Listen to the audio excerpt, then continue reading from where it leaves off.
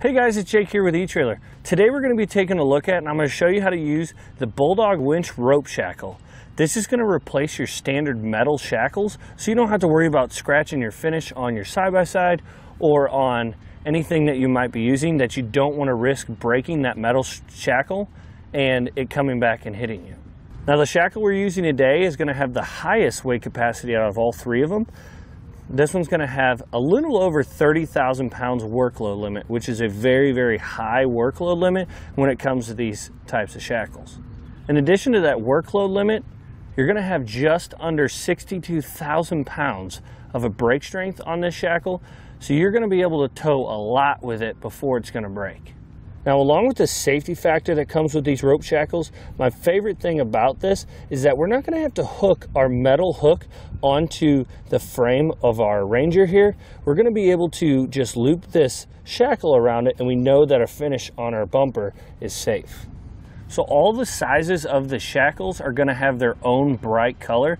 They're going to come in a bright orange, which is the biggest size we have here. The middle size is going to be a bright red, and the smallest size is going to be a bright yellow. This is going to be a safety feature for others to be able to see that you have your shackle installed and that you're towing your vehicle, but it's also going to be a great way to keep track of it when towing something out of the woods. Now with our tow strap not installed, we'll go ahead and show you a little bit more about how it works. So it's going to be a double rope rolled over at the end and with a big knot at the end. This is going to give you extra strength when pulling things out.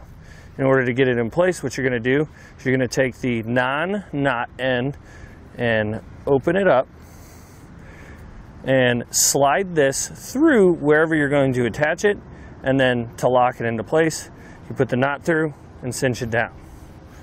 And then when you're pulling, you want to pull like this, attachment point here and attachment point here to be able to pull so that knot doesn't come undone.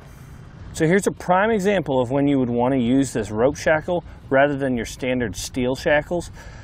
I would be worried that this shackle might break, and hauling one of these around in a side-by-side or in a vehicle, they have the tendency to bounce around and make a lot of noise, whereas this rope shackle is not going to do that.